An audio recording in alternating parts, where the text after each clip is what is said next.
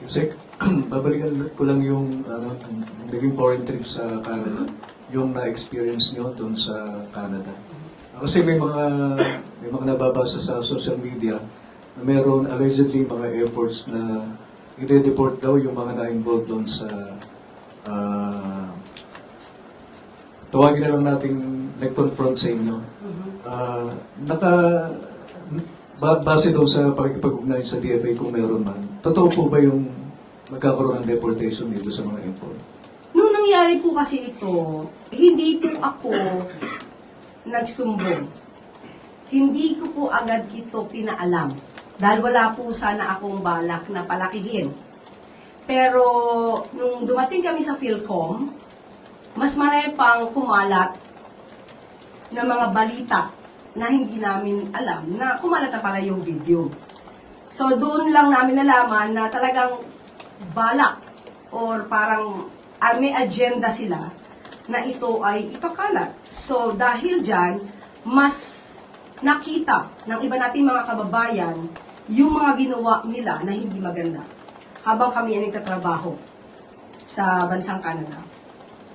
So, hindi din po tayo nagsabi, kahit na kay Secretary Dave Gomez, wala dahil after namin na-experience yun, ay dumiretso na lang kami sa ibang venue para matapos yung aming video shoot para sa pag-present ng highlights ng ginawa ng Pangulo sa Canada. So, nalaman na nga lang namin dahil kami pa yung sinabihan na may kumakalat na video. Hindi po tayo nagsumbong, hindi po natin alam kung merong gagawing aksyon ang Philippine Embassy, ang ambassador at ang Consul General sa Canada, pero as far as I'm concerned, wala po kaming isinumbong. Nagkataon lang po na kumalat siya siguro dahil sa ibang mga kababayan natin. At the same time, siguro yung kumuha ng video, yun talaga yung purpose nila. So, wala kaming kinuhang video, hindi po galing sa amin ng video, sa kanila po galing. So, kung ano po ang magiging tugon dito ng DFA, mas maaari po siguro na i-address na lamang natin ito kay Secretary Tess Lazaro. Sa last point regarding this, nagkaroon ng reaction si Senator Robin Padilla at ang sabi niya sa inyo, huwag daw kayo maging balat sibuyas, saying that public service comes with scrutiny and even insults.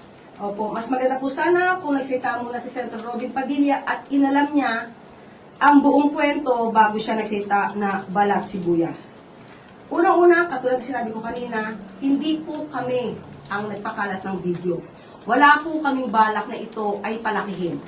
Pero lumalabas na sila, yung malamang yung sino ang nangharas o gumawa ng dito sa amin sa Canada.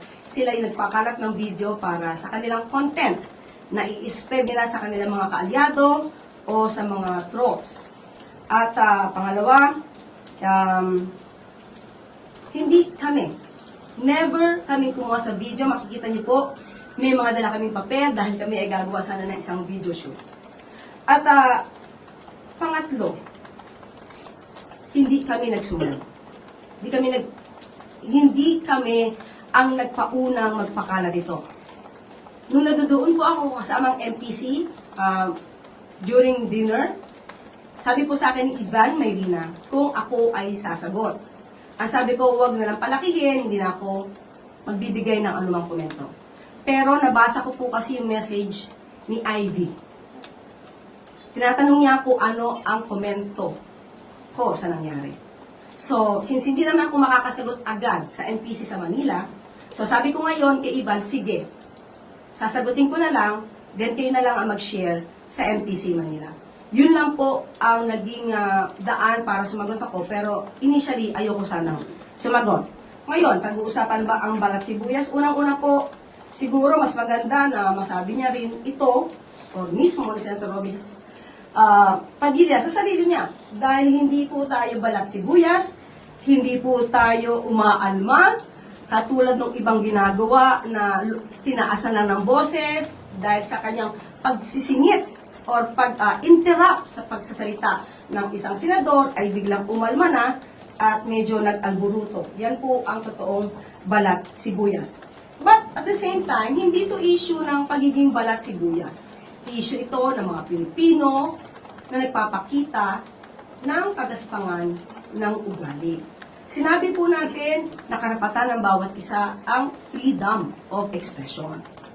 Pero, ang pagsasabi ba, so maganda itanong natin to kay Senator Robin Padilla, ito tolerate niya ba ang mga kapwa niya Pilipino o maybe kaalyado niya o ang naratibo katulad ng kanyang mga kaalyado? Ang mga salitang, mamatay ka na sana. O kaya ang pagmumura na PI. Hindi isang beses, hindi dalawang beses. Ito tolerate niya ba yan?